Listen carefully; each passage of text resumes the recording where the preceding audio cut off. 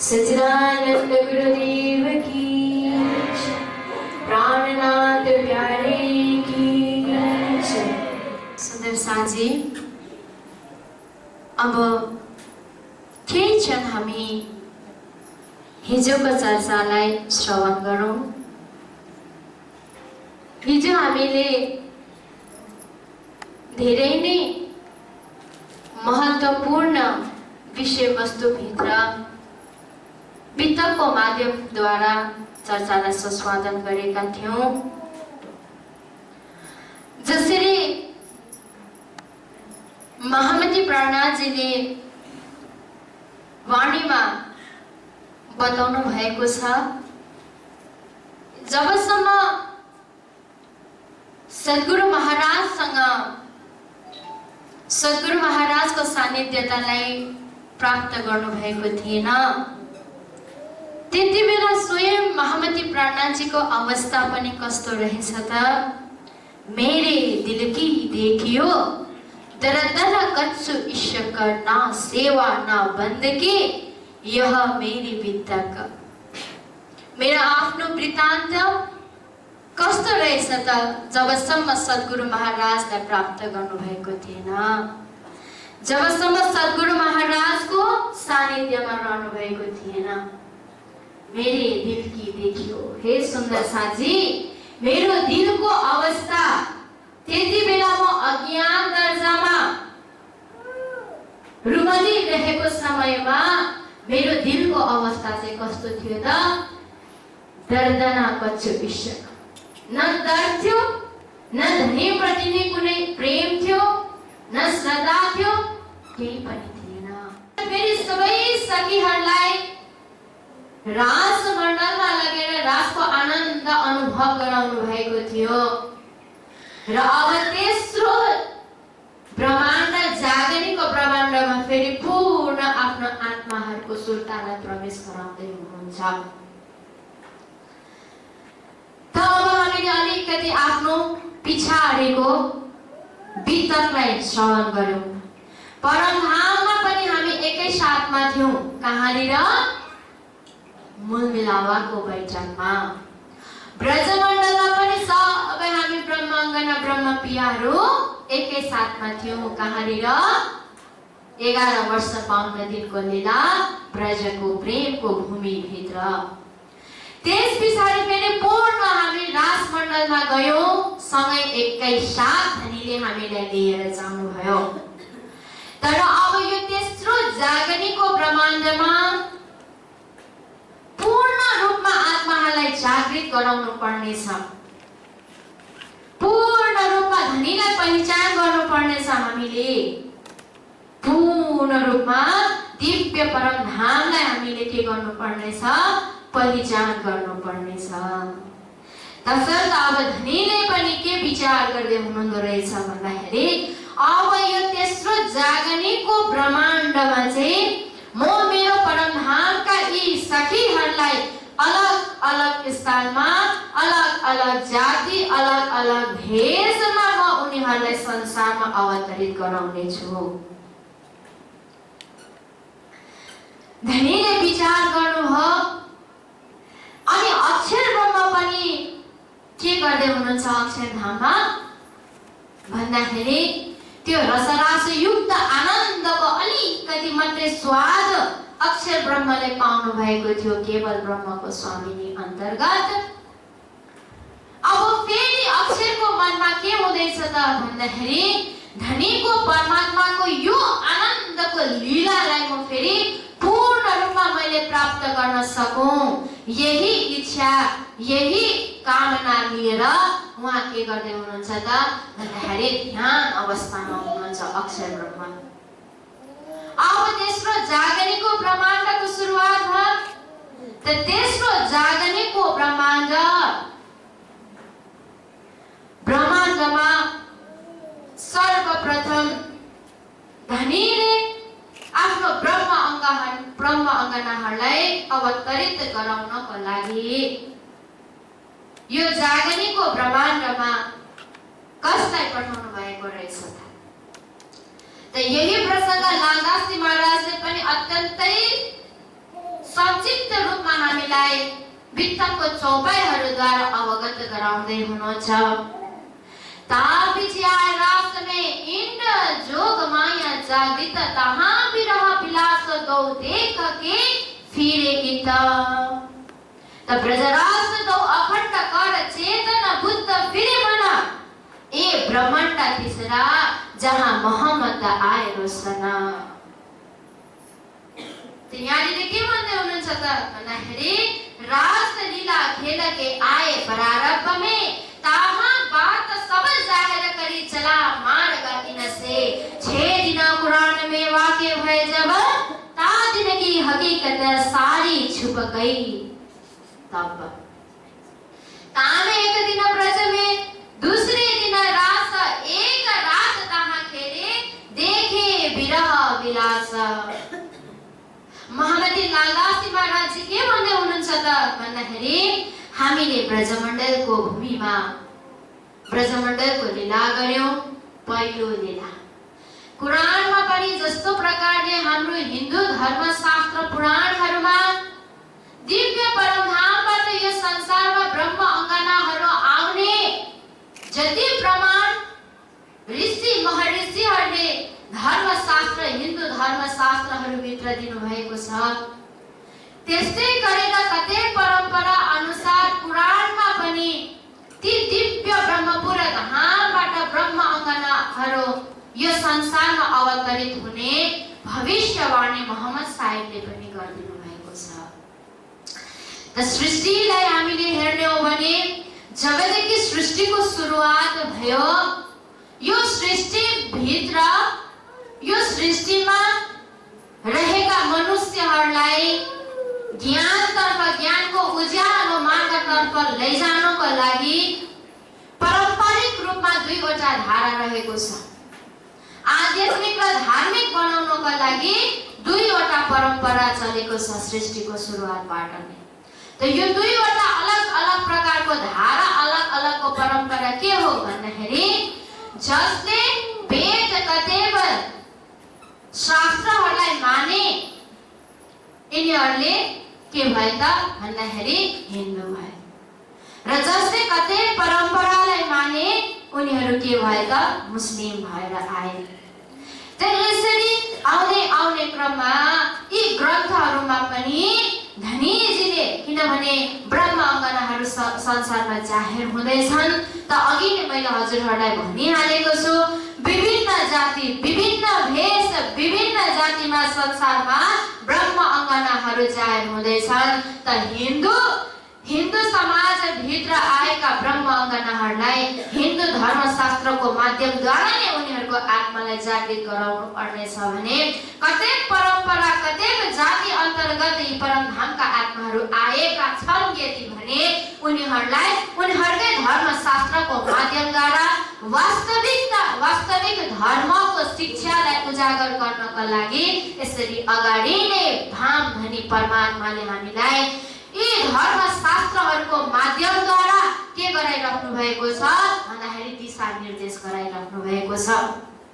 त त्यही कुरालाई यहाँनिर संक्षिप्त रूपमा लालदासजी महाराज के भन्दै हुनुहुन्छ त भन्दाखेरि 6 दिन कुरान में वाक़े भए जब 6 दिनको लीलालाई संक्षिप्त रूपमा उहाँले बताउनु भएको छ। तर अगाडि भन्दै हुनुहुन्छ ता दिन की हकीकत सार छिप कहीं तब।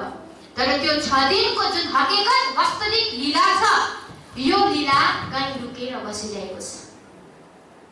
त अगाडि फेरि भन्दै हुनुहुन्छ त्यो 6 दिनको लीला चाहिँ के रहेछ त कुरानमा मोहम्मद साहेबले इंकित गरिदिनु भएको भन्दाखेरि तामे एक दिन ब्रज में एक दिन कार्य ब्रजको लीला 6 दिनको लीलाको कुरा गर्दैछु है त।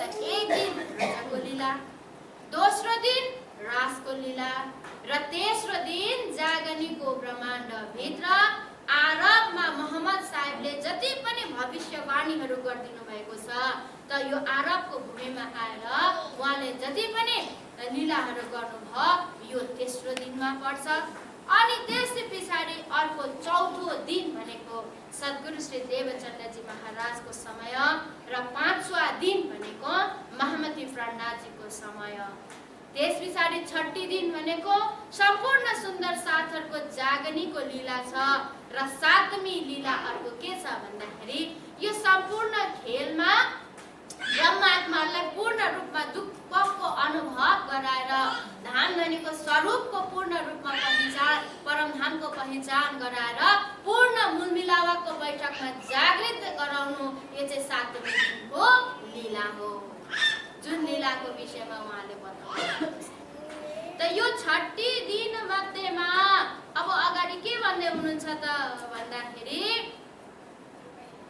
6 दिन मध्येमा यहाँ कथा बहुत है विस्तार नहीं सुमार लालदासी महाराज जी भन्दै हुनुहुन्छ। यो 6 दिनको लीला अत्यन्तै विस्तार पूर्वक छ, यसको हिसाब किताब छैन।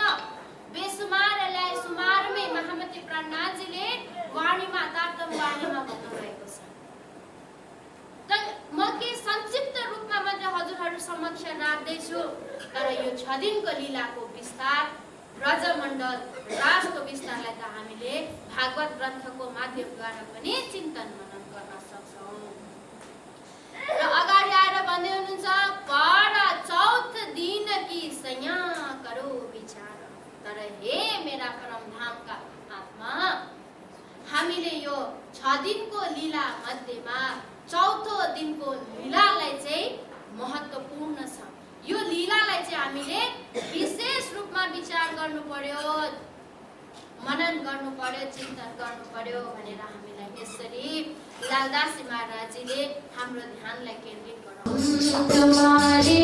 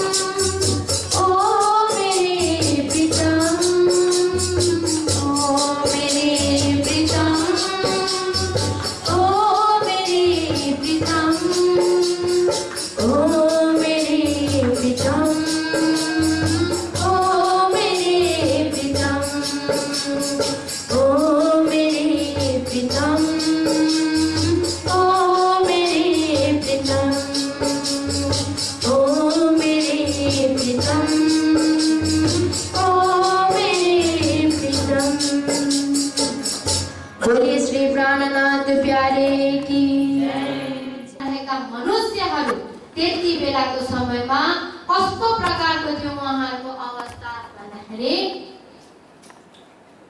एकदमै पशुवत अवस्थामा उहाँहरूले आफ्नो जीवनलाई जिइरहनु भएको थियो।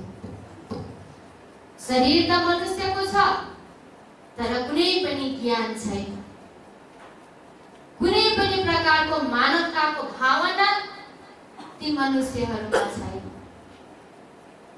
त अब मोहम्मद साहेबले के गर्नुभयो त भन्दाखेरि आफ्नो जीवनको 40 वर्षसम्म उहाँले पनि कठिन साधना गर्नुभयो। त्यो साधना गरे पश्चात उहाँलाई परमात्मा यानी कि खुदाको दर्शन उहाँले छाया रूपमा गर्नुभएको छ। त्यति बेला खुदाले दर्शन दिनु हुँदाखेरि मोहम्मद साहेबलाई 90 हरफ यानी कि शब्द 90 हरफ ज्ञान दिएर आज्ञा गर्नुभयो।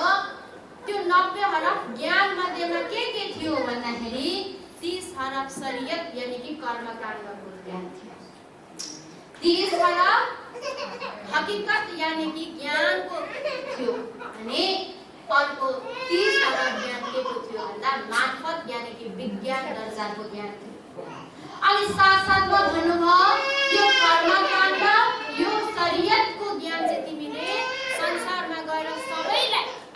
हुन्छ नि हुँदैन? त यहाँनिर त्यहाँ गएर सबैलाई तिमीले प्रचार प्रसार गर्नु है। अनि त्यस पछाडि यो हकीकत दर्जाको जुन ज्ञान छ, यो ज्ञान चाहिँ के गर्नु त भन्दाखेरि ती कर्मकाण्ड ज्ञानको प्रचार प्रसार गर्दाखेरि त्यही शिष्य मण्डलीभित्र कोही यसो पात्रता देख्दाखेरि चाहिँ पात्रता देख्यौ भने चाहिँ त्यो ज्ञान तिमीले दिनु है।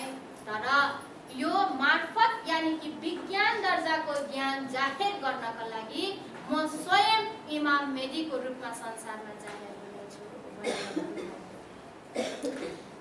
त खुदाको आज्ञालाई सिरोधार गर्दै मोहम्मद साहेबले पनि के गर्नुभयो, संसारमा आएर कर्मकाण्डको ज्ञानलाई पूर्ण रूपमा आफ्नो समय 63 इयर्समा संसारमा रहनुभयो र 63 इयर्ससम्म पुरै कर्मकाण्डको ज्ञानलाई उहाँले प्रचार प्रसार गरेर अगाडि बढाउनु। यो 63 इयर्ससम्ममा पुरै कति उहाँले प्रचार प्रसार गर्दै कहाँ जानुभयो।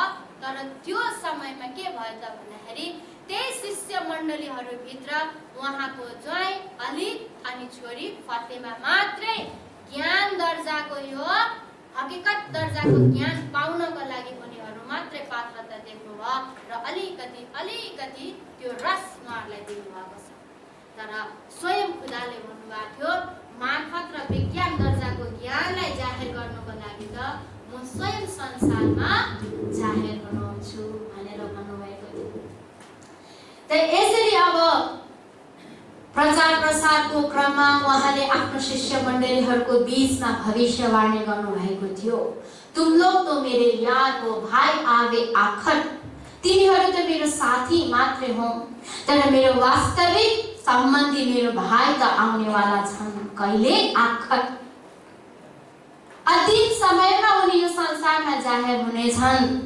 अनि अगाडि के भन्दै हुनुहुन्छ भन्दाखेरि मेरे पीछे कोही न एक रूह अल्लाह आवसी अनि वही इमाम मेहदी कहलावसी।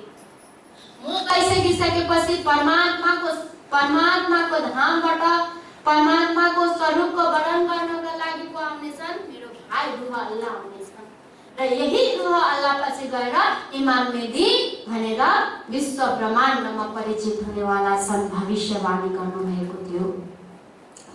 तर रब के दीन एक दुनी का 1000 साल, परमात्मा रब यानी कि परमात्मा को एक दिन संसार को दुनी को 1000 दिन अथवा 1000 वर्ष समय हुन्छ।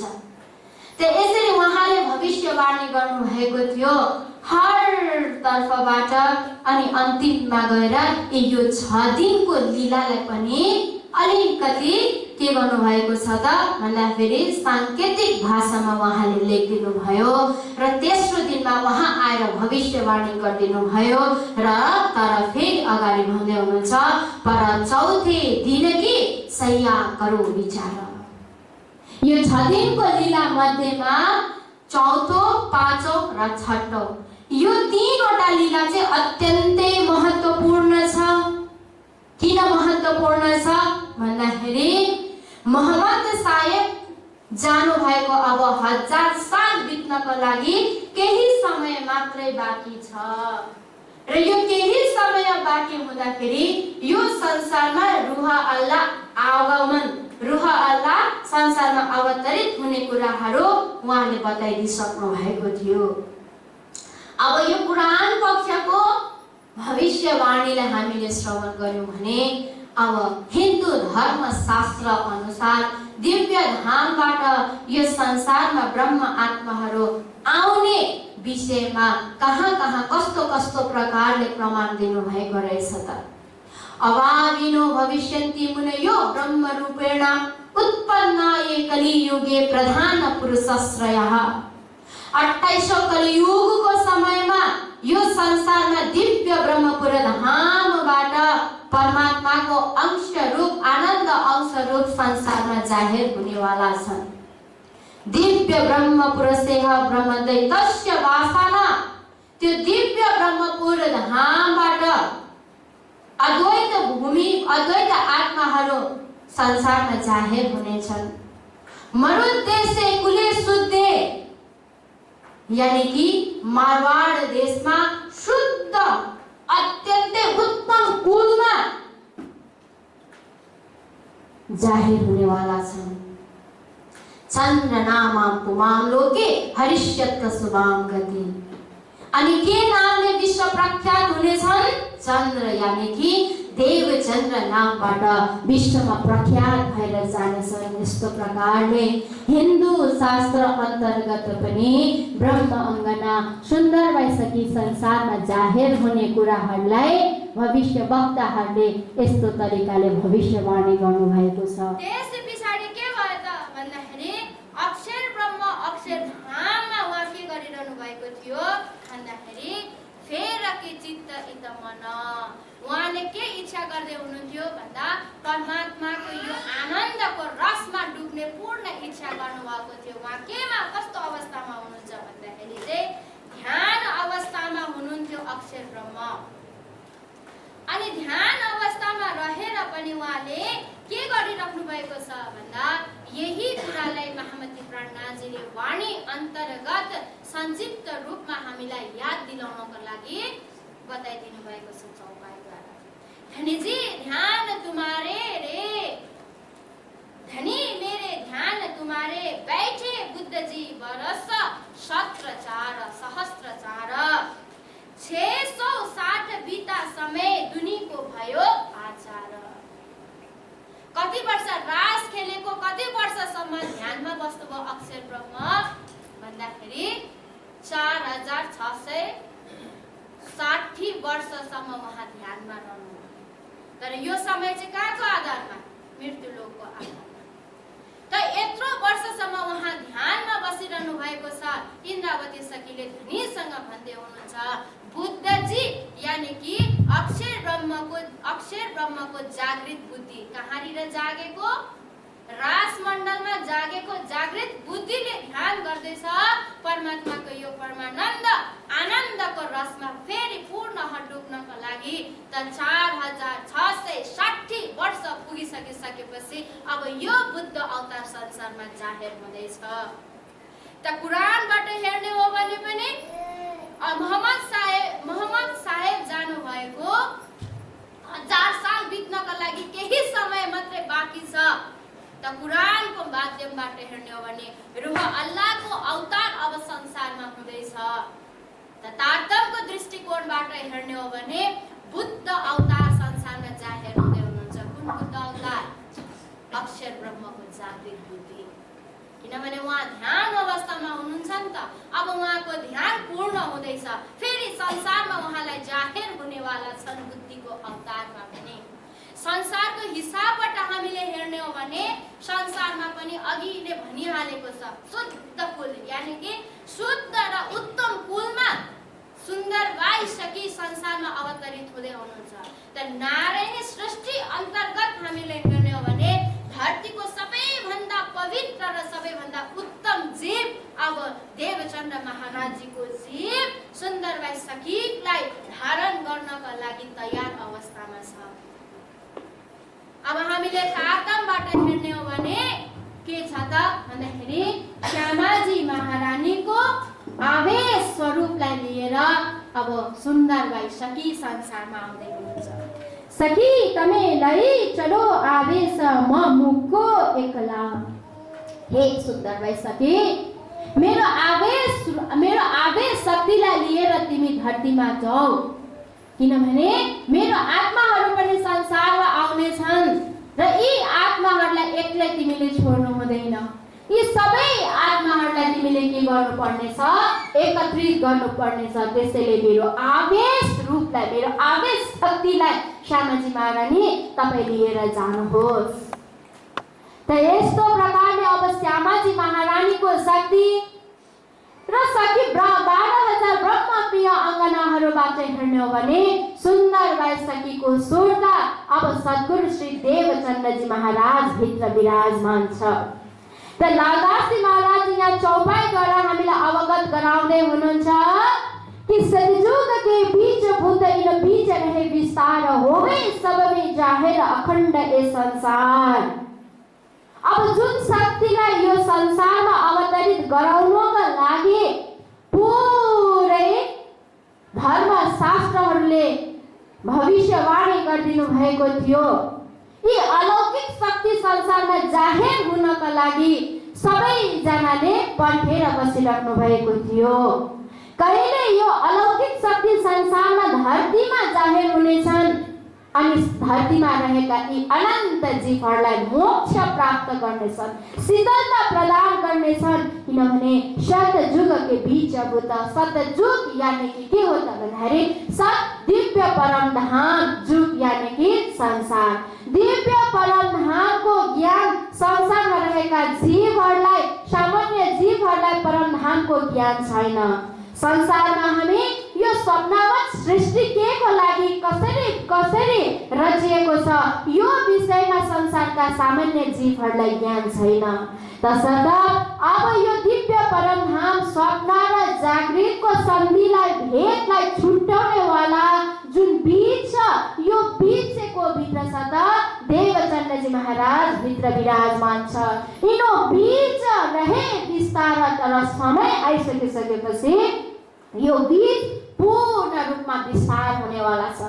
जसरी एउटा वटवृक्षलाई हामीले त्यो बीज रूपमा हेर्यौं भने सानो देख्छौँ, तर त्यसको विस्तार कति बेला देख्छौँ भन्दा जति बेला हामीले भूमिसँग त्यसको पीडन गर्छौँ, सही समयमा जल पान गोडमेल गरिसकेपछि सही समय आउँदाखेरि त्यो सानो बीजबाट बृहत ठुलो बडको वृक्षलाई हामी भेट्न सक्छौँ, देख्न सक्छौँ।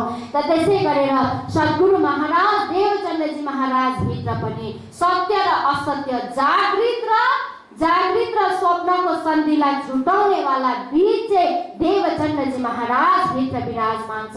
होबै सबमै जाहेर अखण्ड यस संसार र सम्पूर्ण ब्रह्माण्डमा नै यो सतयुगको बीजभूत सबैमा जाहेर हुनेछन्। जाहेर भइसकेपछि अखण्डता सबै जीवहरूले प्राप्त गर्नेछन् भनेर लालदासी महाराजले पनि धनीजीको आगमनमा यस्तो प्रकारले चौपाईहरू दिनुभएको छ। त अब यहाँ समय हुँदैछ विक्रम आदित्यको पनि समय, विक्रमसम्म 1637 अन्तिम घडीमा यहाँनिर मरुद देश यानी कि मारवाड देशको उमरकोट गाउँमा दुईजना दम्पतिहरू हुनुहुन्थ्यो, जसको नाम हो के हो त भन्दाखेरि जसको नाम हो मधु मेहताजी र कुँवर बाई। उहाँहरूको जीवनीलाई अलिकति हामीले चर्चा र स्वागत गरौँ सुन्दर साथी। किनभने ब्रजमण्डलमा जस्तो प्रकारको भूमिका यशोदा मैया र नन्द बाबाको थियो, त्यस्तै प्रकारको व्यक्तित्व र त्यस्तै प्रकारको भूमिका यहाँनिर कुँवर बाई र मधु मेहताको देख्न सक्छौँ हामी। एउटा दाम्पत्य जीवनलाई सुखदायी र आनन्ददायी संसारको हिसाबमा सुविधाजनक र आनन्दमय सुखमय बनाउनको लागि चाहिँ 3 चिजको आवश्यक पर्छ है। एउटा सम्पत्ति, एउटा सन्मति अनि अर्को सन्तति। हामीमा सम्पत्ति भौतिक विकासका पूर्वाधारहरू मध्येमा सम्पूर्ण सुविधाहरू हामीमा छ। सम्पत्ति हामीलाई केही कुराको पनि कमी छैन, पूर्ण रूपमा छ सम्पत्ति, कहीँ पनि कमी छैन। तर त्यो सम्पत्तिलाई सही ठाउँमा उपयोग गर्नका लागि, प्रयोग गर्नका लागि सम्मति पनि हुन आवश्यक छ। नभए सम्पत्ति त छ नि प्रचुर मात्रामा, तर यसलाई गलत जग्गामा लगायौँ भने के हुन्छ त गलत अर्थ लाग्छ। त सही जग्गामा लाउनका लागि मति पनि हाम्रो स्पष्ट क्लियर हुनु पर्यो, सम्मति हुनु पर्यो। सम्पत्ति पनि छ, सम्पत्ति पनि हामीसँग छ, बुद्धि पनि एकदम तृष्ण छ, तर साथसाथमा दाम्पत्य जीवनलाई सुखमय बनाउनको लागि यदि सन्तति छैन भने त्यो दाम्पत्य जीवन के हुन्छ? अधुरो हुन्छ, आधा हुन्छ, केही हुनेवाला छैन। सम्पत्ति र बुद्धिले, बौद्धिकताले केही हुनेवाला छैन। त यहाँनिर के भन्दै हुनुहुन्छ त भन्दाखेरि अब यो कुरामा उहाँहरू धेरै पीडित हुनुहुन्छ दुवैजना दम्पति। अनि भन्दै हुनुहुन्छ यता मधुमेताजी अत्यन्तै प्रभावशाली हुनुहुन्छ। समाजमा उहाँको प्रभाव धेरै नै प्रभावशाली हुनुहुन्छ। कसरी भन्दाखेरि त्यसै पनि उहाँमा सम्पत्तिको कुनै पनि कमी छैन, अनि बुद्धि पनि धेरै बुद्धिमानी हुनुहुन्छ। त्यसै पनि राजकीय व्यापारी उहाँको व्यापार ठुलो व्यापार छ। साथसाथमा समाजप्रति समाजका प्रत्येक जहाँ जहाँ कठिनाई अवस्थाहरू छ त्यो अवस्थामा त्यो परिस्थितिमा परोपकारी भावनालाई लिएर, सेवाको भावनालाई लिएर उन्नतिको मार्गतर्फ बढाउनको लागि जहिले पनि मधुमेताको विशेष भूमिका रहेको थियो आफ्नो समाजमा, आफ्नो देशमा, आफ्नो गाउँमा। त्यस्तै प्रकारले यता कुँवरबाई पनि अत्यन्तै प्रेमी, मिलनसार, भक्तिमय हुनुहुन्थ्यो। त अगाडिदेखि नै हेर्नु, सद्गुरु महाराज इन्द्रावती सकी आउनेवाला घर अगाडिदेखि नै कस्तो छ त भन्दाखेरि संस्कारी घर छ। मातामा पनि हेर्ने हो भने भक्ति भावमा डुब्नु भएको छ, मिलनसार हुनुहुन्छ, भक्तिमय हुनुहुन्छ। यता पिताको पनि हेर्ने हो भने समाजप्रतिको उहाँको लगाव परोपकारी भावनाको, कल्याणकारी भावनाको हुनुहुन्छ। त यसरी यी दुई दाम्पत्य जीवनमा व्यतीत गरिरहनु भएको धेरै समय व्यतीत हुँदाखेरि पनि आफ्नो सन्तान नभएको कारणले गर्दाखेरि उहाँहरू बहुतै दुखी हुनुहुन्छ। अनि आफ्नो परमात्मासँग गएर प्रार्थना गर्नुहुन्छ, यो दुःखको घडीलाई चाँडो बनाइदिनुहोस्। भर दे रे श्याम झोली, भर दे न बहला बातों में। आफ्नो इष्ट, आफ्नो भगवानको समक्षमा मन्दिरमा अगाडि गएर उहाँले आफ्नो वेदना दुःखलाई पोख्नुहुन्छ। मेरो पनि झोली भरिदिनुहोस्। प्रत्येक दिन सेवा पूजा भाव सबै सकिसकेपछि एकान्तमा आफ्नो इष्टसँग बसेर पुकार गर्नुहुन्छ, मेरो पनि झोली भरिदिनुहोस्, मलाई पनि सन्तानको सुख प्राप्त गराइदिनुहोस् हे प्रभु भनेर उहाँ के गर्नुहुँदो रहेछ, प्रार्थना गर्नुहुँदो रहेछ। त अब उहाँको प्रार्थना स्वीकार गर्ने समय पनि आएको छ। मधुमेताजी आफ्नो व्यापारको सिलसिलामा कहीँ बाहिर, भित्र केही गाउँभित्र कहीँ बाहिर जानुभएको थियो। अनि यता कुँवरबाई घरमा आफ्नो सम्पूर्ण दिन कार्यको नित्य पाठ सकिसकेपछि उहाँ आफ्नो घरको झरोखामा बसेर, किनभने अगाडिदेखि नै उहाँ धार्मिक हुनुहुन्छ, आध्यात्मिक हुनुहुन्छ।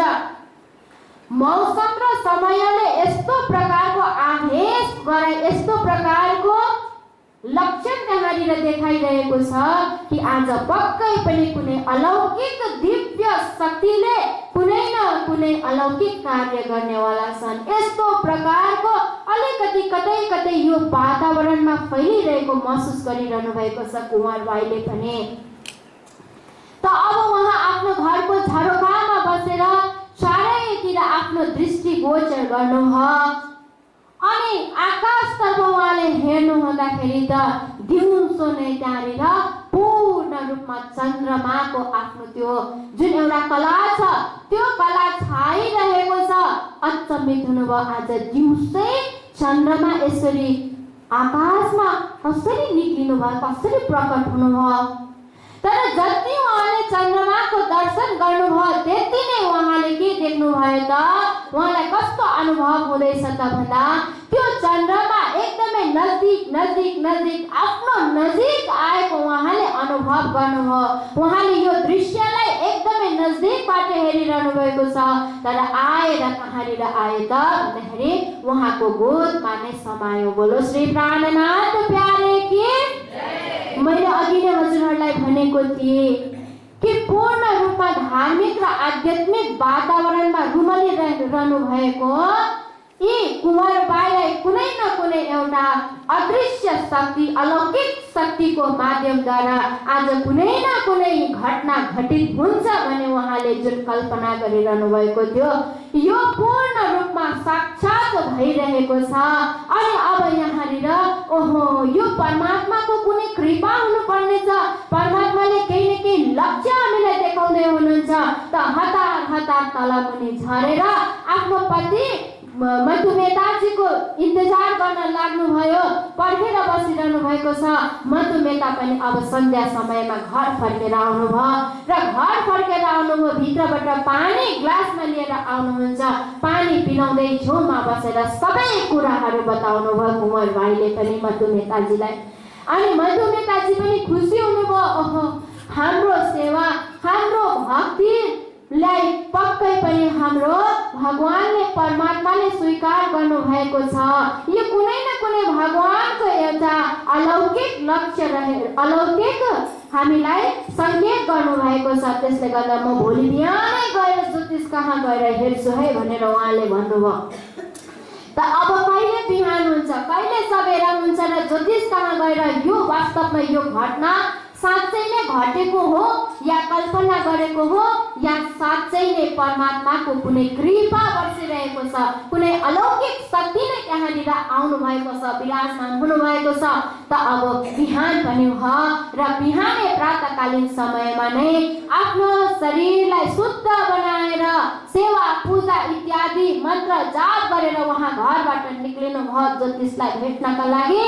अनि ज्योतिषलाई भेटेर के गर्नुभयो सबै कुराहरू बताउनु भयो र ज्योतिषले पनि आफ्नो यहाँनिर पात्रोहरू निकालेर हेर्नुभयो, समयहरू हेर्नुभयो, धर्मशास्त्रको ज्ञाता हुनुहुन्थ्यो, धर्मशास्त्रको एक एक भविष्यवाणीलाई मिलाएर हेर्नुभयो र हेर्नु हुँदाखेरि उहाँले भन्नुभयो ओहो मधुमेता अब तपाईको घरमा खुसी र आनन्दको समय आएको छ, अब दुःखमा बस्ने होइन, अब के त भन्दाखेरि खुसी र सुखको दिन आउँदैछ तपाईको घरमा भनेर बताइदिनु भयो। अब केही समयमा नै हजुरको घरमा पुत्र लाभ हुनेछ, तपाईहरूलाई तपाईकोहरूको जिन्दगी पनि अब के हुनेछ त सुखदायक हुनेछ भनेर ज्योतिषले पनि भनिदिनु भयो।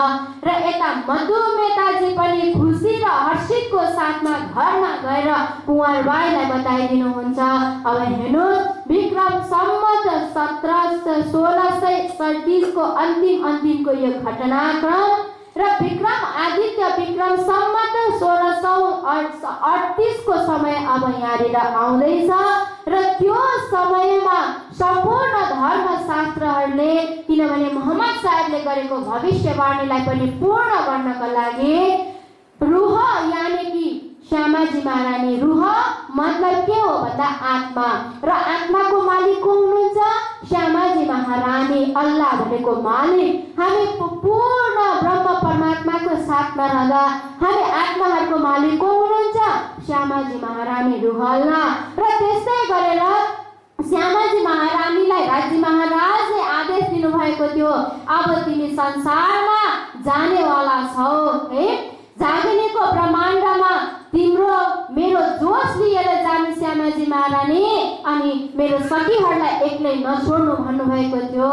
त अब धनीजीको जोशलाई श्यामाजी महारानीको जोश संसारमा अवतरित हुँदैछ र संसारको हिसाबबाट हेर्ने हो भने उत्तम नारायणी सृष्टिबाट हेर्ने हो भने उत्तम जीव देवचन्द्रजी महाराज संसारमा जाहेर हुँदै हुनुहुन्छ।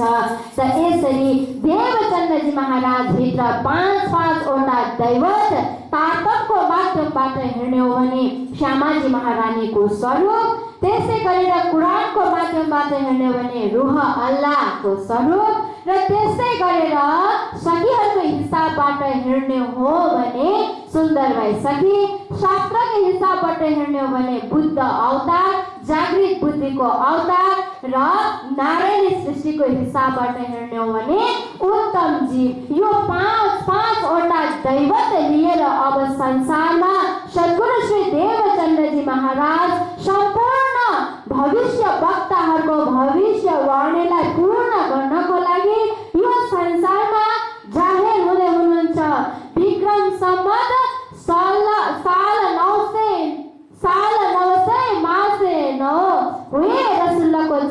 हल्ला मिशन गाज्यो सैया उतरे तब सम्मत 1638 से असोज सुदी 14 को जन्मदिन श्री देवचंद जी आए प्रकटे मारवाड़ में। बोलो श्री प्राणनाथ प्यारे की, सतगुरु महाराज की। र यसरी विक्रम सम्मत 1638 असोज सुदी 14 को दिनमा सद्गुरु श्री देवचंद जी महाराज यो संसारमा प्रकट हुनुभयो। र आउनुहोस् एउटा भजन हामी श्रवण गरौँ, त्यस पछाडि अगाडि हामी फेरि यो प्रसङ्गलाई अत्यन्तै मार्मिक प्रसङ्ग रहेको छ, धेरै नै महत्त्वपूर्ण प्रसङ्ग रहेको छ। सद्गुरु महाराजलाई स्वागत गर्दै अब हामी एउटा भजन गायन गर्नेछौँ। बोलो श्री प्राणनाथ प्यारे की जय। राजी भर भर के देखो आया मेरा प्राण प्यारा, जी भर भर के देखो आया मेरा प्राण प्यारा, जी भर भर के देखो मेरे पिया का दीदार बड़ा प्यारा, मेरे पिया का दीदार बड़ा प्यारा। रोवो राजी भर भर के देखो नूरी है मुखड़ा, राजी भर भर के देखो मेरे पिया का दीदार बड़ा प्यारा, मेरे पिया का दीदार बड़ा प्यारा। नूरी है मुखड़ा नूर का नजारा, नूरी है मुखड़ा नूर का नजारा। रोहो के साथ जो प्यारा, जी भर भर के देखो रोहो का माथ जो प्यारा, जी भर भर के देखो आया मेरा प्राण प्यारा, जी भर भर के देखो आया मेरा प्राण प्यारा, जी भर भर के देखो। रोहो के खाए धाम से आए, रोहो के खाए धाम से आए, रोहो के खाए धाम से आए, रोहो के खाए धाम से आए। वाणी अखंड निज धाम से आए, वाणी अखंड निज धाम से आए। रोहो को मिल गया सहारा, जी भर भर के देखो रोहो को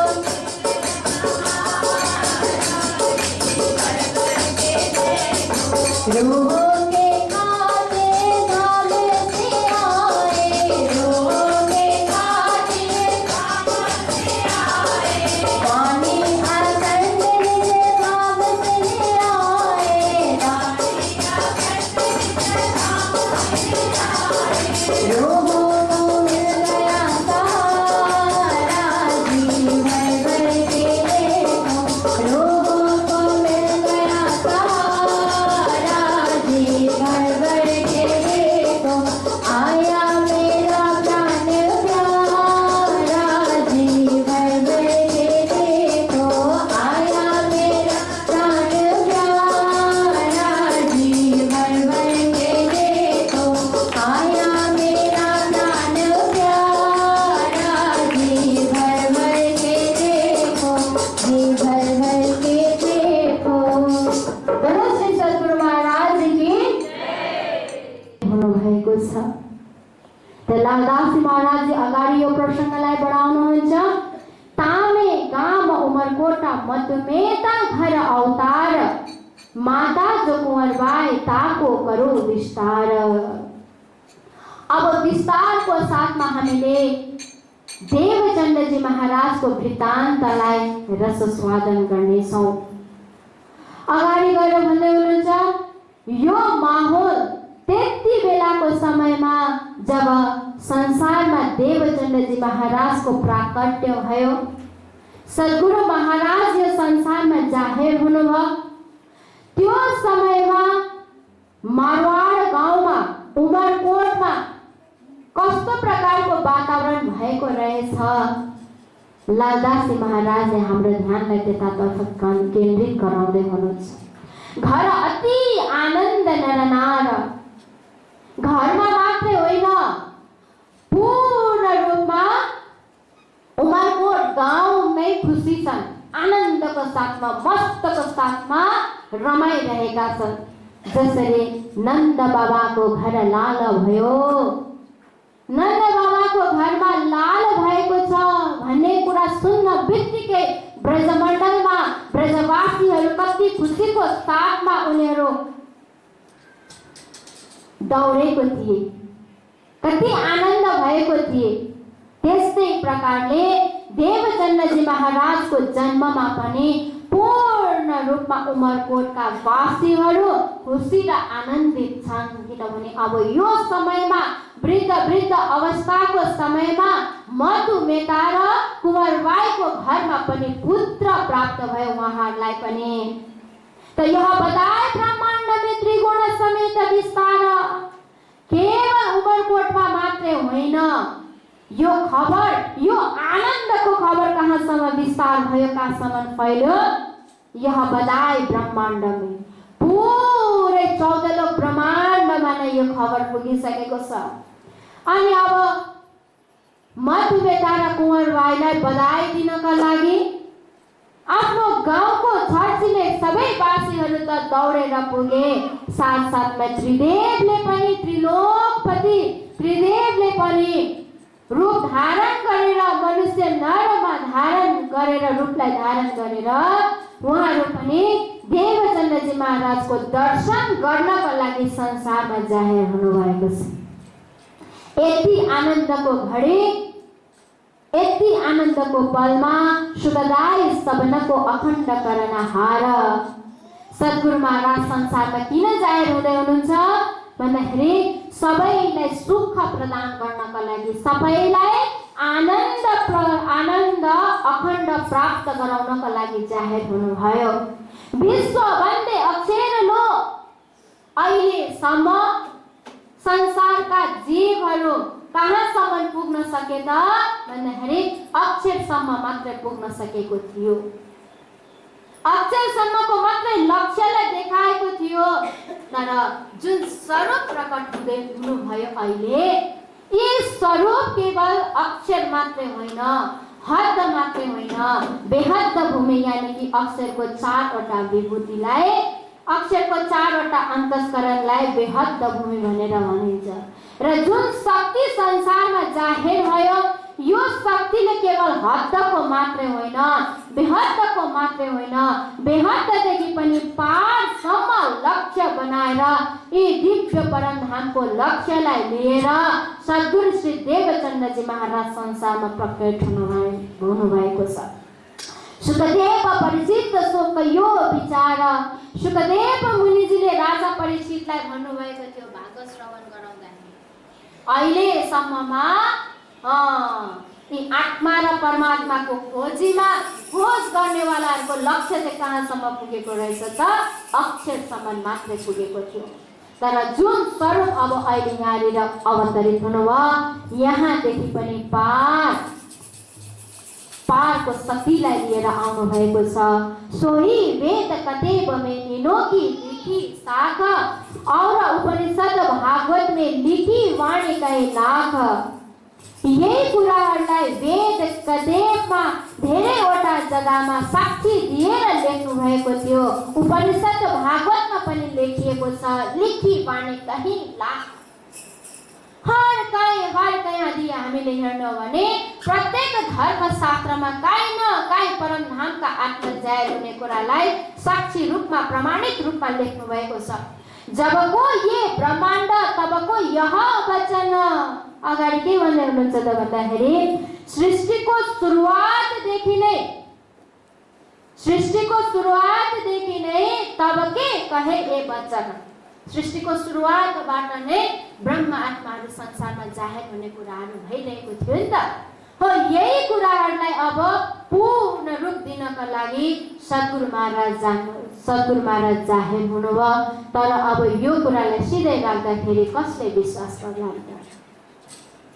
त अगाडि गएर भन्दै हुनुहुन्छ, त्यस कारणले गर्दा सुन्दर साथजी जन्मसेले भित्तक जाको सुने पतिजे मन, पतिजे यानी कि विश्वास।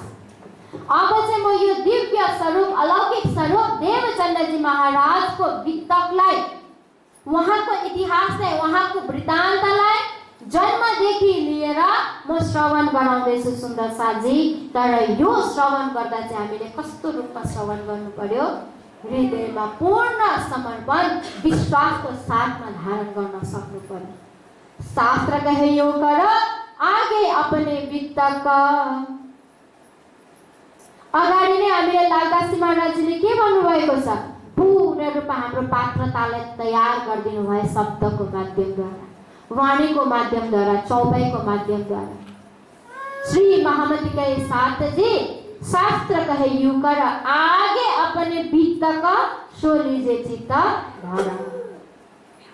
वित्तक सुरु गर्नुभन्दा अगाडि नै, महाकारणको प्रकरण सुरु गर्नुभन्दा अगाडि नै हाम्रो हृदयलाई कोमल बनाइदिनु भएको छ। मैले हजुरहरूलाई सुरुवातको दिनमै भनेको छु, वित्तक चर्चा रसस्वादन गरिसकेपछि के हुनु पर्यो त? हाम्रो हृदय कोमल हुनु पर्यो, हामीमा परिवर्तन आउनु पर्यो। यो परिवर्तन गराउनको लागि अगाडिदेखि नै लालदासी महाराजले हाम्रो हृदयमा के कुरा राखिदिनु भएको छ शब्दद्वारा भन्दाखेरि, अब अगाडि जति पनि प्रसङ्गहरू हामी चर्चा श्रवण गर्नेछौँ, यो सबै चर्चा, यो सबै कहानी, यो सबै वृत्तान्त वृत्तको कसको हो? हाम्रो आफ्नो, मेरो आफ्नो आत्माको वृत्तान्त हो। त्यसले गर्दा यसलाई मनबाट होइन, बुद्धिबाट होइन, कहाँबाट हामीले धारण गर्नुपर्छ? चित्तदेखि धारण गर्नुपर्छ। र अगाडि गएर भन्नुहुन्छ, जाके सुने पतिजे मन, विश्वासको साथमा श्रवण गर्नुहोस् है सुन्दर साथजी, किनभने यो हाम्रो आत्माको वृत्तान्त हो, यो मेरो आफ्नो कहानी हो। त अगाडि भन्दै हुनुहुन्छ, ताके ग्रन्थ भाषा मिले अपने आप किए सब, एक मिलाए खोल दीजे ए वस्तु पावे तब।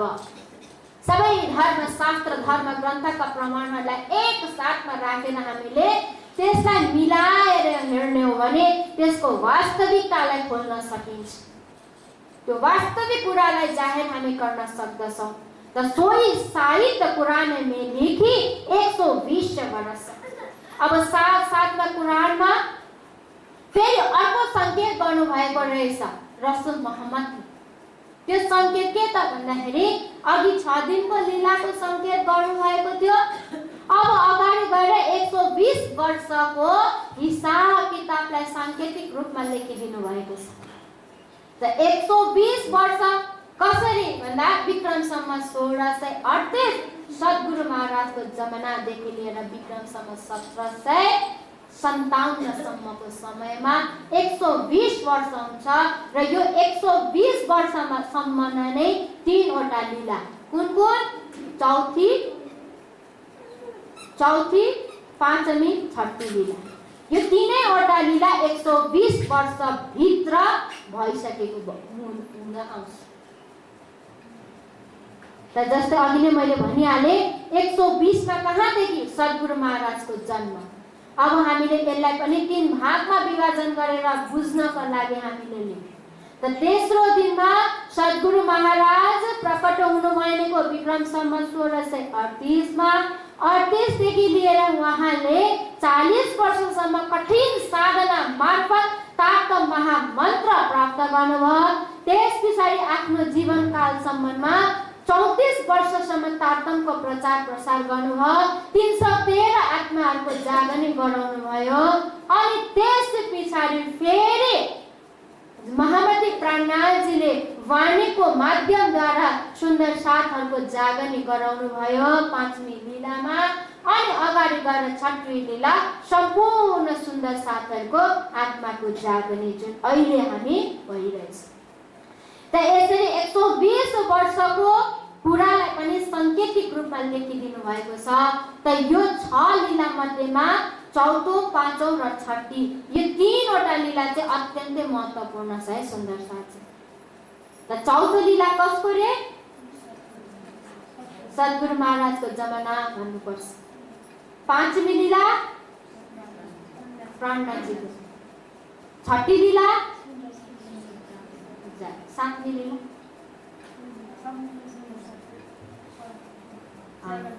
सबैजना जागनीको ब्रह्माण्डमा पूर्ण रूपमा दिव्य परमधामलाई पहिचान गरेर मूल मिलावाको बैठकमा जागृत हुनु, यो चाहिँ हाम्रो के त भन्दाखेरि सातवीं लीला अन्तर्गत पर्दछ। र यसरी सब सृष्टि सेजदा करे होवे अखण्ड जाहेर धाम।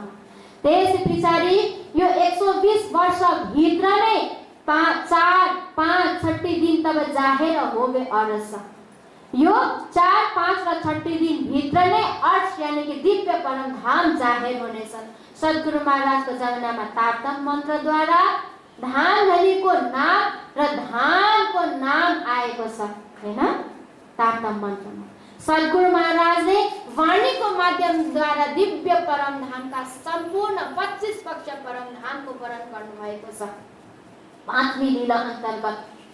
अनि 6वीं लीलामा सबै कुराहरू सखीहरूको सुन्दर साथको बीचमा जाहेर भइसकेपछि आनन्दको साथमा दिव्य धामको लीलालाई अनुभव गरेर बसिरहेका छन् आत्माहरू।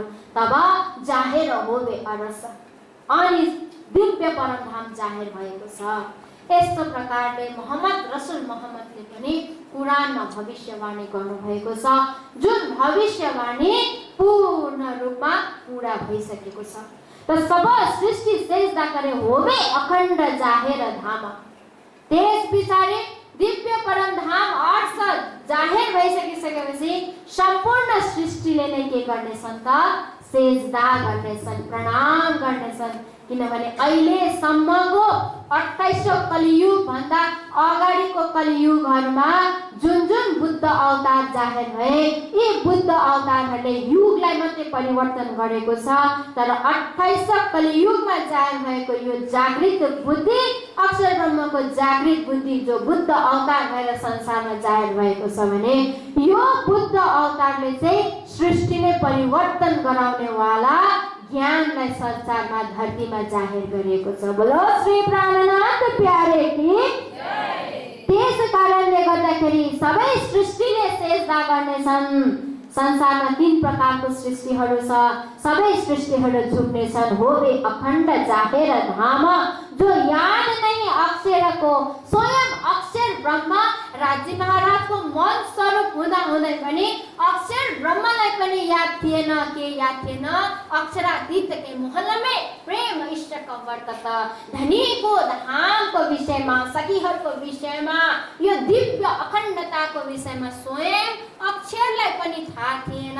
सो शुद्ध सबो हुई तमाम। तर यी जागृत बुद्धिको अवतारले गर्दाखेरि, श्यामाजी महारानीको जोशले गर्दा, रुह अल्लाहको शक्तिले गर्दाखेरि सद्गुरु महाराजको आगमन, देवचन्द्रजी महाराजको आगमन सँगसँगै सबैमा जाहेर हुनेछ। सबैले यो विषयमा ज्ञान प्राप्त गर्नेछन्, जुन ज्ञान चाहिँ अक्षरलाई पनि याद थिए। त यसरी भूमिकागत रूपमा लालदासजी महाराज, महामती लालदासजी महाराजले पनि सांकेतिक रूपमा हामीलाई यसरी सद्गुरु महाराजलाई, सद्गुरु महाराजको जीवनी भित्र हामीलाई प्रवेश गराउँदै हुनुहुन्छ। जो दृष्ट सुपर्ण जीव की नहीं लगी मिले लगार, जो दृष्ट अखण्ड सुख में पहुंचे नूर के पार। यह शुद्ध जोले आए रुह अल्लाह चौथे आसमान, तीन सेती प्राप्त भई त्रिगुण सृष्ट पहिचान। अगाडि गएर भन्नुभयो, अब 3 स्वरूप के वित्त का जन्म से लेकर सो कहूँ आगे सयनो, ये चर्चा सब ऊपर। अब यो चर्चा कुन चर्चा? सद्गुरु महाराज देवचन्द्रजी महाराजको बाल्य अवस्थादेखिको लिएर 40 वर्षको समयसम्मको यो वृत्तान्तलाई म हजुरहरू समक्ष राख्दछु। यो चर्चा चाहिँ आज भन्दा अगाडि यानी कि विक्रम सम्वत 1638 भन्दा अगाडि जति पनि चर्चा आत्मा र परमात्माको विषयमा भइरहेको थियो, त्यो चर्चाहरू भन्दा पनि धेरै उत्तम र श्रेष्ठ उत्तम कोटिको चर्चा अब हजुरहरू बीचमा राख्दैछ। सो आगे कहे सैयन, म मेरो धामको आत्माहरूको निम्ति, मेरो धामका सखीहरूको आत्मालाई जागृत गराउनको निम्ति मेरो सखीहरूको, मेरो सुन्दर साथको जमातमा म अब सद्गुरु देवचन्द्रजी महाराजको जन्मदेखि लिएर यो स्वरूप यानी कि देवचन्द्रजी महाराजको वृत्तान्तलाई म अगाडि भन्नेछु। तो जब वह वर्ष 11 में तब मन उपजे यह विचार, मैं कौन कहाँ से आया, कहाँ मेरो भरतार। यहाँनिर लालदास महाराजले 11 वर्षदेखि सुरु गर्नुभयो। हजुरहरूलाई मैले प्रथम दिवस नै भनेको थिएँ, जहाँ लालदास महाराज वितक लेख्नका लागि विराजमान हुनुहुन्छ त उहाँको अवस्था कस्तो प्रकारको थियो, कस्तो प्रकारको थियो रे?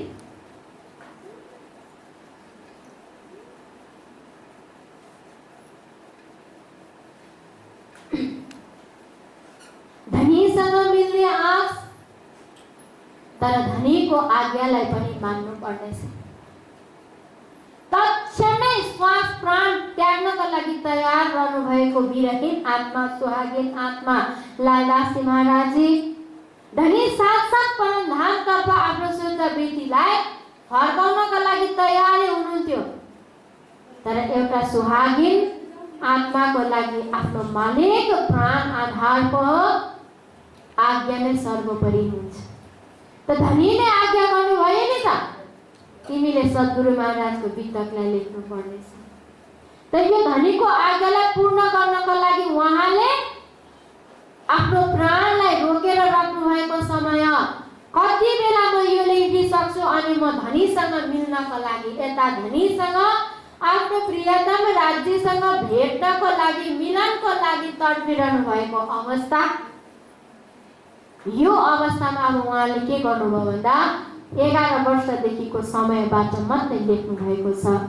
तर मैले हजुरहरूलाई सुरुवातकै दिनमा भनेको छु, अन्य पनि धेरैवटा वितक हाम्रो समाजमा छ र अन्य वितककारहरूले कहीँनिर सद्गुरु महाराजको बाल्य लीलालाई ज्यादा फोकस गरेर लेख्नु भएको छ। कोही वितककारहरूले सद्गुरु महाराजको खोजको प्रसङ्गलाई ज्यादा बारीकी रूपमा लेख्नु भएको छ। कसैले प्राणनाथजीको जीवनीलाई धेरै महत्त्वपूर्णताको रूपमा लेख्नु भएको छ। त यहाँनिर अब अलिकति म हजुरहरूलाई जब सद्गुरु महाराज देवचन्द्रजी महाराजको बाल्य चरित्र, बाल्य लीलातर्फ हजुरहरूको ध्यानलाई केन्द्रित गराउँछु। जब उहाँ संसारमा आउनुभयो त संसारको समय र नियम अनुसार नै उहाँ अब दिन प्रतिदिन बढ्दै जानुहुन्छ र उहाँबाट धेरैवटा अलौकिक घटनाहरू घट्दछ। एक पटक त उहाँ आफ्नो साथीहरूसँग खेल्दै सन्ध्याको समयमा घरदेखि धेरै टाढा तलाबको छेउमा उहाँहरू पुग्नुभयो र त्यो समयमा के भयो त भन्दा सन्ध्याकालीन समयमा घरमा माता पिताले भन्नुभएको थियो यो समयमा चाहिँ त्यो तलाबको आसपासमा नजानु, किनभने त्यहाँनिर भयङ्कर स्वरूपवाला रूप लिएर खडा हुनेछन्। त्यसले गर्दा तिमीहरू बालक छौ, बाल बालिका छौ, जानु हुँदैन भनेर भन्नुभएको थियो। तर उहाँहरू खेलमा, बालकहरू खेलमा यति मस्त हुन्छ समय गएको थाहै हुँदैन। त उहाँहरू पनि साथीहरूसँग जाँदा खेल्नमा मस्त, सन्ध्या समय भइसकेको छ र त्यहाँबाट भयङ्कर रूप धारण गरेर सबै नानीहरूलाई डराउन लागे बालकहरूलाई। त त्यति बेला देवचन्द्रजी महाराज निडर भएर त्यो तलाउको पानीलाई आफ्नो हत्केलाको अञ्जुलीमा समातेर उहाँले छिड्किदिनु भयो। त्यो भयङ्कर रूपले त दिव्य रूप धारण गरेर आकाशी मार्गतर्फ लाग्नु। यो घटना सबै अन्य बालकहरूले पनि देखिरहनु भएको छ। घरमा आएर सबै आफ्नो माता पितालाई बताइदिनु भयो साथीहरूले। अब यो घटना एक कान दुई कान मैदान, एकदेखि अर्को, अर्कोदेखि अर्को हुँदै कसको कानमा पुग्यो? मधुमेता र कुमार भाइजीको। किनभने देवचन्द्रजी महाराज बाल्य अवस्थादेखि नै उहाँको स्वभाव अन्य बालकहरूभन्दा अलग प्रकारको थियो। हुने बिरुवाको चिल्लो पात भनिन्छ नि सुन्दर साथजी। किनभने देवचन्द्रजी महाराज भित्र अगाडि संसारलाई अखण्डता दिव्यता प्राप्त गराउनेवाला बीज रूपमा हुनुहुन्छ, बुद्ध अवतार विराजमान हुनुहुन्छ। त आफ्नो लक्ष्यतर्फ केन्द्रित गराउनको लागि बाल्य अवस्थाबाट नै उहाँले त्यो लक्ष्यतर्फ अप्रत्यक्ष रूपमा हिँडिरहनु भएको छ देवचन्द्रजी महाराज। अब यो घटनाक्रमले माता र पितालाई अत्यन्तै भयभीत बनाउनु भयो। माता र पितालाई थाहा छ देवचन्द्रजी महाराजको सम्पूर्ण व्यवहार अन्य बालक सामान्य बालक भन्दा फेरि धेरै अलग प्रकारको हुनुहुन्छ र यस्तो प्रकारको घटनाक्रम पनि हुन थालिसकेपछि अब उहाँहरूलाई कस्तो प्रकारको भय उत्पन्न भयो भन्दा यो वृद्ध अवस्थामा बल्ल बल्ल जसो तसो परमात्माको कृपाद्वारा एउटा पुत्र रत्न हामीले प्राप्त गरेको थियौँ। अब यी पुत्रको पनि व्यवहार र स्वभाव के छ त सन्यासी भएर हिँड्ने खालको छ। धर्म कर्मतर्फ लाग्ने छन्, धार्मिकतामा डुबेको छ, आध्यात्मिक ज्ञानको खोजमा बस्दो छ भने अब उहाँहरूलाई पीर हुन थाल्यो, डर हुन थाल्यो। कतै त हामीलाई यो अवस्थामा छोडेर त जाने होइन, भयभीत हुनुहुन्थ्यो। अनि त्यो समयमा बाल विवाहको प्रथा पनि त्यस्तै तरिकाले चलिरहेको थियो। त अब अलिकति देवचन्द्रजी महाराजलाई केही समय आफूसँग व्यवहारको अब ठुलो पनि हुँदैछ, विवाह गर्ने समय पनि आउँदैछ, अनि अलिकति यसो आफ्नो व्यापार बिजनेसको पनि शिक्षा दिनु पर्यो भन्ने हिसाबले कच्छ देशतर्फ लिएर जानुभयो। कच्छमा लिएर जानु हुँदाखेरि त देवचन्द्रजी महाराजले त्यहाँ त अनौठो प्रकारको दृश्य देख्नुहुन्छ। त कस्तो दृश्य देख्नुभयो त सद्गुरु देवचन्द्रजी महाराजले भने सर्वप्रथम त देवचन्द्रजी महाराज आफ्नो पिताको साथमा कच्छ जानुभयो र त्यहाँनिर जाने क्रममा विभिन्न जग्गामा जति जति उहाँहरू अगाडि बढ्नुहुन्थ्यो अलग अलग जग्गामा मठ मन्दिरहरू उहाँले दर्शन गर्न पाउनुभयो। कुनै मन्दिरमा पुजारीले पूजा गरिरहेको छ, कुनै मन्दिरमा प्रवचन भइरहेको छ, कहीँ अखण्ड कीर्तन भइरहेको छ। यस्तो प्रकारको माहौल र यस्तो प्रकारको वातावरण कच्छ देशमा उहाँले देख्नुभयो। अनि त्यस पछाडि के गर्नुभयो भन्दाखेरि यसो दर्शन गर्दै गर्दै गर्दै हिँड्दै अगाडि हुँदै हुन्छ पूछता फिरे तीन देश में कहाँ है परमेश्वर। पिता त आफ्नो व्यापारतर्फ लाग्नुभयो। यता देवचन्द्रजी महाराज सोध्न थाल्नुभयो मन्दिरमा गएर। अघि म यो बाटो जाँदाखेरि त्यहाँनिर एउटा मन्दिर थियो, त्यहाँनिर प्रवचन गरिरहेको थियो गुरुजीले भनेर त्यहाँनिर गएर सोध्न थाल्नुभयो परमात्मा कहाँ हुनुहुन्छ जसले हामीलाई पैदा गर्नुभयो, जसले यो ब्रह्माण्डलाई पैदा गर्नुभयो।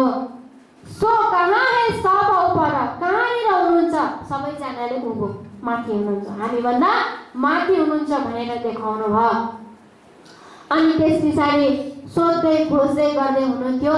त्यही समयमा मध्यमेताजी आउनुभयो, घर लिएर जानुभयो, घर फर्किनुभयो। तर देवचन्द्रजी महाराजले पहिलो पटक कच्छमा जाँदाखेरि जुन दृश्य देखेर उहाँको हृदय परिवर्तन भयो यो चाहिँ हाम्रो लागि अत्यन्तै महत्त्वपूर्ण छ। सुन्दर साथी, हामीले यति वर्षसम्म वितक चर्चा सुन्दै आयौँ, कुनै प्रसङ्गले हाम्रो हृदयलाई छुएको छ कि छैन? मन्जु दिदी चिन्तन गरेका छौँ? बुनु दिदी चिन्तन मनन हुँदैछ? वितकको प्रसङ्गमा जति पनि प्रसङ्गहरू आउँदैछ यहाँनिर चिन्तन हुँदैछ? त हेर्नुहोस्, देवचन्द्रजी महाराज पहिलो पटक घरबाट निक्लिनु भयो। मन्दिरहरूको साधु सन्तहरूको दर्शन उहाँले पाउनुभयो। तर त्यो दर्शन पाइसकिसकेपछि त्यो माहौलले देवचन्द्रजी महाराज को हृदय में कस्तो परिवर्तन आयो। घर में खटपट रहे, मन में रहे बैराग, दुनि से वैर रहे, उन्हें देखे लगे आग। घर में तो आउनु भयो नि, तर अब घर में के हुन थाल्यो, खटपट मचिन थाल्यो। घर में केहीमा पनि मन छैन, न साथीभाइहरूसँग खेल्ने इच्छा छ, न कहीँ जाने इच्छा छ, न पिताले भन्नुभएको कुरातर्फ ध्यान जान्छ। मनमै रहे वैराग। हृदयमा के धारण गर्नुभएको छ? वैराग्य धारण गर्नुभएको छ। दुनि से बैर रहे। यदि कोही उहाँको छेउमा आएर सांसारिक व्यवहारिक कुरा गर्नुहुन्छ भने एकदम उहाँलाई भित्रबाट क्रोध उत्पन्न हुन्छ। उनी देखे लगे आग। संसारको सबै सम्बन्धी देख्दाखेरि पनि के हुन थाल्यो त भन्दा भित्रबाट आग उत्पन्न हुन थाल्यो। मलाई मेरो परमात्मा तर्फ ध्यान गर्दैछु, म परमात्माको खोजी गर्दैछु, मेरो आत्म तत्वको खोज गर्दैछु, त मेरो रोकावट किन बन्दैछ यो संसार? मनमा खटपट मचिन थाली सुन्दर साथजी। किनभने ब्रह्म प्राप्ति र ब्रह्म खोज जमातमा बसेर होइन, एकान्तमा बसेर मात्रै हामीलाई प्राप्त हुन्छ। तसर्थ त गुरुजी मङ्गलदासजी गुरुजीले पनि त हामीलाई भन्नुभएको छ, आधा 15 मिनट एकान्तमा बसेर आफ्नो आत्मा कल्याणको लागि चिन्तन गर। सारा दिन हामीले संसार व्यवहारको लागि दिए तापनि केवल आधा घण्टा र 15 मिनट आत्मा चिन्तन गर्ने बानी हामीले यो आदत बसाल्नु पर्छ सुन्दर साथजी। अहिले हामी सम्हालिनौं भने यो समयले पनि हामीलाई साथ छोडेर जान्छ। अनि आउँछ समय कस्तो, अब म ध्यान गर्छु भनेर बस्दाखेरि अघि ढाड दुख्न थाल्छ। अब म राज्यको वाणी श्रवण गर्छु भने कानले कामै गर्नु छोड्छ है। त्यो अवस्था आउनु पूर्व नै हामीले सावचेत हुनुपर्छ। किनभने प्राणनाथजीको सिद्धान्त त्यो होसमा रहेर काम गर्नुपर्ने हो, बेहोसमा होइन।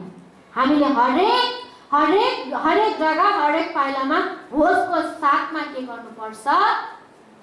आफ्नो दिनचर्यालाई अगाडि बढाउनुपर्छ। त्यसले गर्दा प्रात सुमिरु अचेरातीत, प्रात समयमा उठेर स्नान आदि गरेर नयाँ वस्त्र धारण गरेर राज्यको साथमा राज्यलाई उठाउँदै परमधाममा चित्तवृत्ति गइहाल्छ। त्यहाँनिर भन्दै हुनुहुन्छ, धै सिकापन बहुत कर थके सब कोए, ए फिराए जो मिले कहीं समझावे सोए। सद्गुरु देवचन्द्रजी महाराज यस्तो तरिकाले उहाँको जीवन परिवर्तन भयो। एक पटक कक्षाको त्यो दृश्य आध्यात्मिक र धार्मिक माहौललाई देखेर कि सबैजनाले सिकापन धेरै उपदेश दिए। कुन चाहिँ कुराले, कुन चाहिँ उपदेशले, कुन चाहिँ सन्देशले देवचन्द्रको मनलाई संसारतर्फ फर्काउन सक्छौं, सबै उपायहरू अपनाए।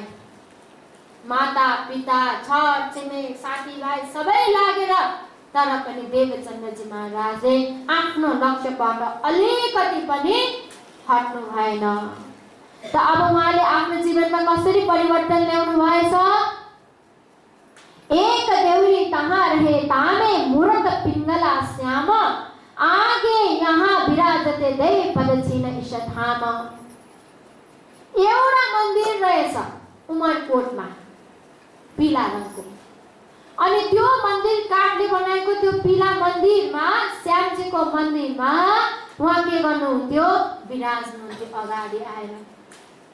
दैव पद छिन ईशधाम, त्यहाँबाट पूर्ण रूपमा उहाँ परिक्रमा लगाउनुहुन्थ्यो।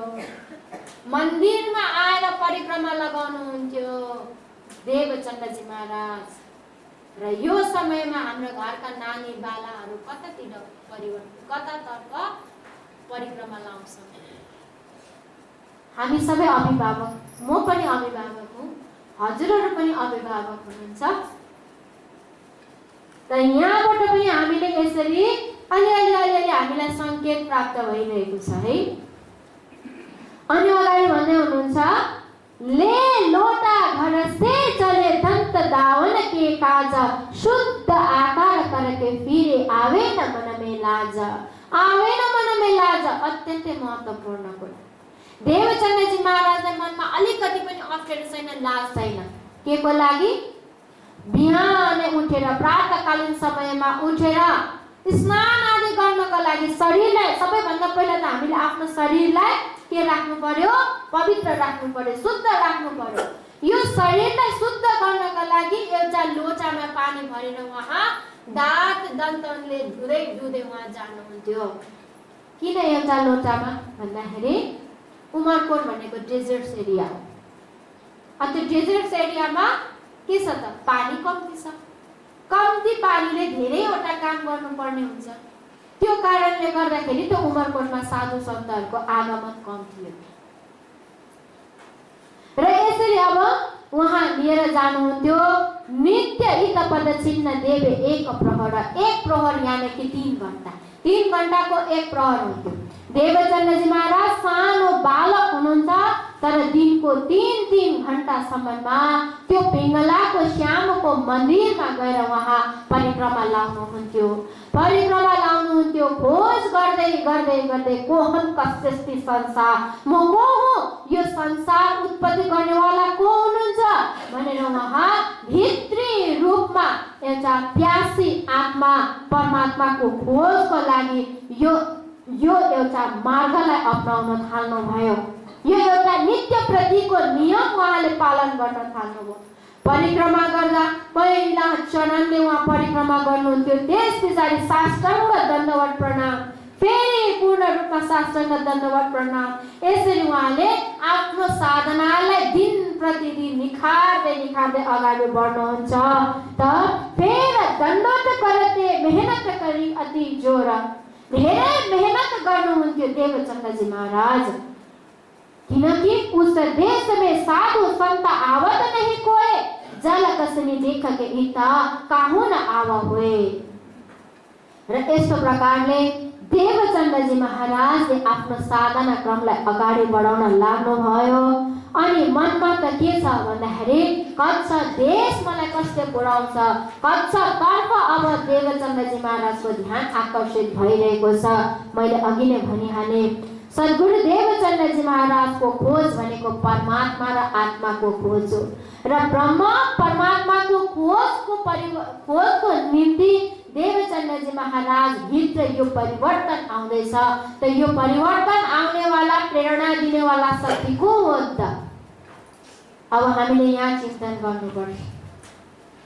भोलि हजुरहरूले चिन्तन गरेर आउनुहोस् ल, म अहिले खुलासा गर्दिनँ। सद्गुरु महाराजलाई यसरी आत्मा र परमात्मा तत्त्वको खोजतर्फ परिवर्तन गराउने वाला जुन दिव्य शक्ति विराजमान छ देवचन्द्रजी महाराज भित्र, यो कुन चाहिँ शक्तिले देवचन्द्रजी महाराजलाई अदृश्य रूपमा अप्रत्यक्ष रूपमा प्रेरणा दिँदै हुनुहुन्छ? यो प्रश्न तपाईहरुलाई। त यस्तो प्रकारले अब देवचन्द्रजी महाराज मैं जाऊं कहूं देश, मलाई कच्छ देश कसले पुर्याउँछ? तहाँ जाएके खोज करूं कोही मोहे दे उपदेश। अब सानो हुँदाखेरि देवचन्द्रजी महाराज एक पटक पिताको साथमा जानु भएको, अनि त्यो मरुभूमिमा कता हो कता बाटो उहाँलाई थाहा छैन। किनभने अब देवचन्द्रजी महाराज 17 वर्ष पुग्नु भयो। अनि उहाँले विचार गर्नुहुन्छ, मलाई कसैले त कच्छ जाने मार्ग देखाइदिए पनि हुन्थ्यो भनेर उहाँ यस्तो तडपिरहनु भएको छ। र परमात्माको कृपाद्वारा के भएछ त्यहाँनिर भन्दाखेरि अब त्यो देशको राजाको छोरा राजकुमारको विवाह कच्छ देशको राजकुमारीसँग तय भएको रहेछ। अनि त्यति बेलाको सामाजिक प्रथा अनुसार खाडा विवाह गर्ने प्रथा, खाडा विवाह भनेको चाहिँ तरवारसँग विवाह गर्नु पर्यो। बेहुलाको घरबाट बेहुलाको तरवार प्रतिनिधि गरेर बेहुलीको घरमा लाने, अनि बेहुलीको घरमा चाहिँ त्यो तरवारसँग पुरै विवाह गरेर अनि बेहुलीलाई घरमा लिएर आउने बेहुलाकोमा। त्यस पछाडि बेहुलाको घरमा आएपछि फेरि भव्य विवाह हुने, यो प्रकारको प्रथा थियो। अनि देवचन्द्रजी महाराजलाई थाहा भयो कि यहाँनिर अब यहाँको राजाको छोराको विवाह कक्षमा हुँदैछ। त उहाँले विचार गर्नुभयो र गएर अब मन्त्री लालदास देसाईजीसँग भेट हुन्छ अनि लालदास देसाईजीले देवचन्द्रजी महाराजलाई रोक्नुहुन्छ। तिमी हामीसँग जानु हुँदैन। किन रोक्नुभयो भन्दाखेरि मन्त्री लालदास देसाई मधुमेताजीको अत्यन्तै घनिष्ठ मित्र हुनुहुन्छ अनि मित्रको बीचमा यसो व्यवहारिक कुरा बातचित हुँदाखेरि मधुमेताजीले देवचन्द्रजी महाराजको सारा व्यवहार उहाँको तौर तरिका सबै कुराको वर्णन गर्नुभएको थियो लालदास देसाईसँग।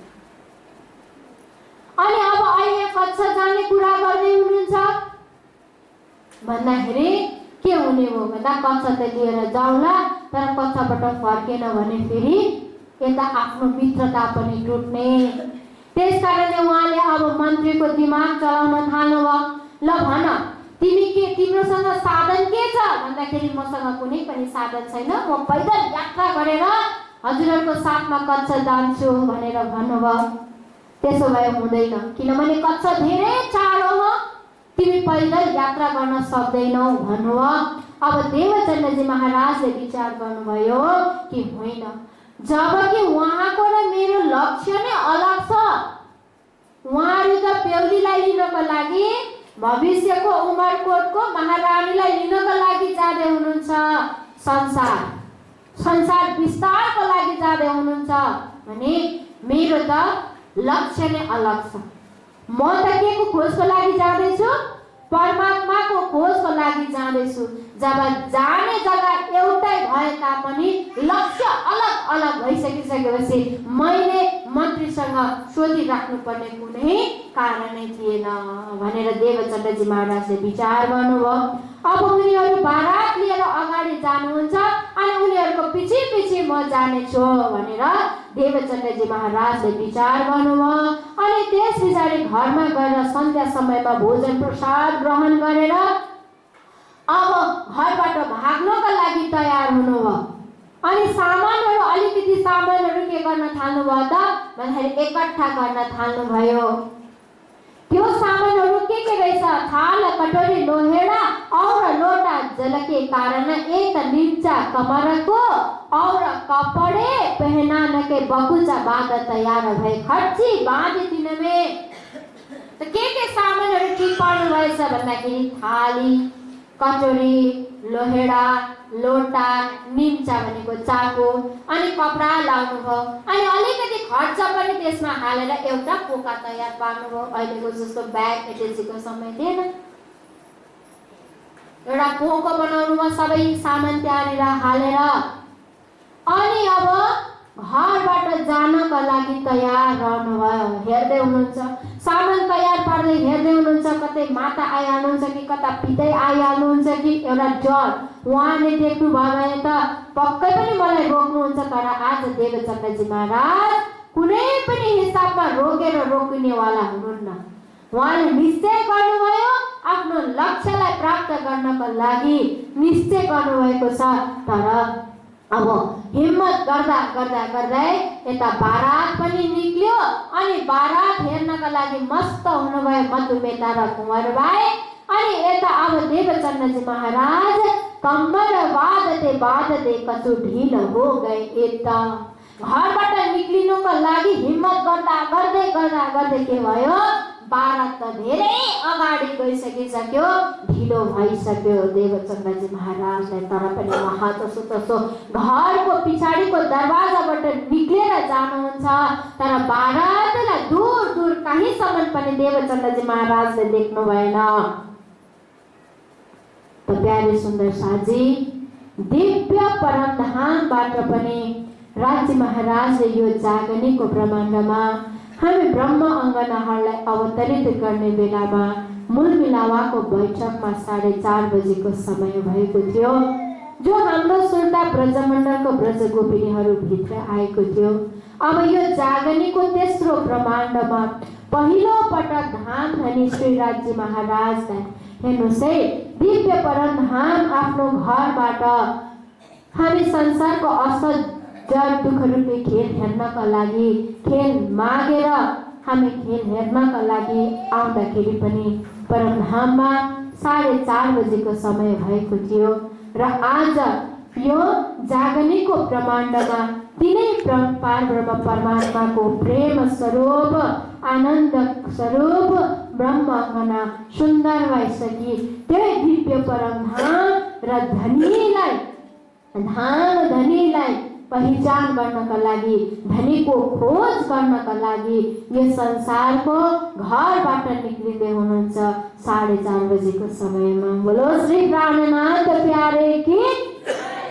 र यसरी हामीलाई संसारमा पनि प्रत्येक घडी यदि हामीले अलिकति चिन्तन गर्ने हो भने हरेक हाम्रो व्यवहार र प्रकृतिमा घटिरहेका हरेक एक घटनाले पनि हामीलाई केही न केही सङ्केत अवश्य पनि गरेको छ।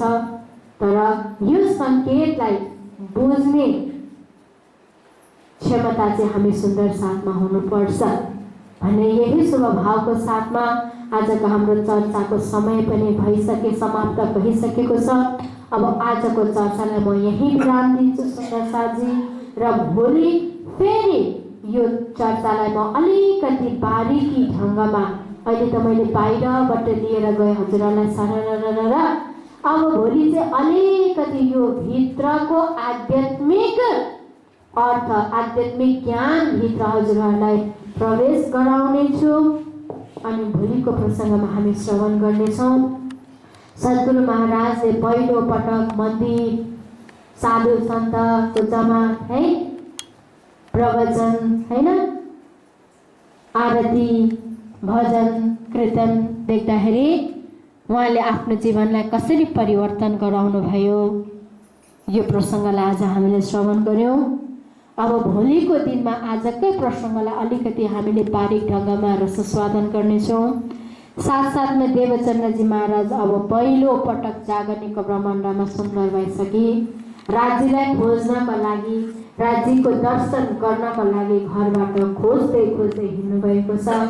र यो हिँड्ने क्रममा कहाँ कहाँ उहाँलाई कसैले धनीले कृपा वर्षाउनुहुन्छ, किनभने धनी प्रति हामीले एक कदम बढायौँ भने राज्य महाराजले हामीप्रति 100वटा कदम बढाउनु हुनेछ। र यी खोजी आत्मा, यी प्यासी आत्मालाई हरेक दिशाबाट रक्षा गर्दै, संरक्षण गर्दै उहाँको लक्ष्यतर्फ अग्रसर गराउन प्रेरणा दिनका लागि कस्तो रूप धारण गरेर आउनुहुनेछ। अनि कक्षामा गइसकेपछि देवचन्द्रजी महाराजले कहाँ कसको पासमा रहेर परमात्मा र आत्मालाई खोज गर्नुहुनेछ। त्यस पछाडि भोजनगरमा आफ्नो कुलगुरु हरिदासजी महाराजको पासमा गएर उहाँले कसरी धर्मशास्त्रहरूको अध्ययन गर्नुहुनेछ। यो प्रसङ्गहरूलाई हामी भोलिको दिनमा श्रवण गर्नेछौँ भन्दै अब आजको अन्तिम चौपाई हजुरहरू बिचमा राख्दैछु। अनि त्यस पश्चात हाम्रो अर्जी गायन हुनेछ। अर्जी गायन पश्चात विश्राम आरती र आरती पश्चात फेरि आज हाम्रो प्रसाद भोग, राज्यलाई भोग, सुन्दर साथहरूको निम्ति प्रसादको पालो जो रहेको छ, हाम्रो आदरणीय दाजु भाउजूहरू हुनुहुन्छ निर्मल थापा अनि उत्तम थापा, उहाँहरूको परिवारलाई सहृदयबाट नै धन्यवाद ज्ञापन गर्दै अझै पनि राज्य महाराजले उहाँलाई कृपा दृष्टि बढाइरहूँ, गुरु महाराजको आशीर्वाद प्राप्त भइरहूँ कि सुन्दर साथहरूको सेवाको लागि ती सेवा रूपी हातहरू सधैँभरि अगाडि बढिरहूँ भन्दै यही शुभ भावको साथमा आजको अन्तिम चौपाई हजुरहरू बिचमा राख्दछु। बोलो श्री प्राणनाथ प्यारे की। कमरा बाँधते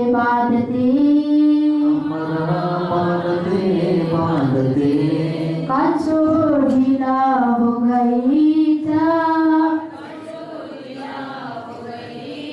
वे स्वर चले गए, पीछे चले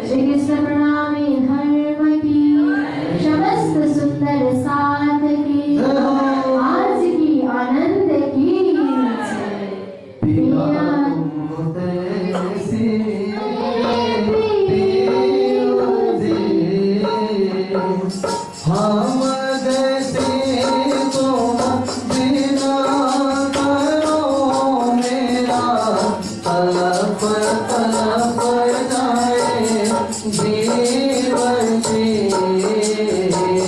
जीवड़ा तो जीवे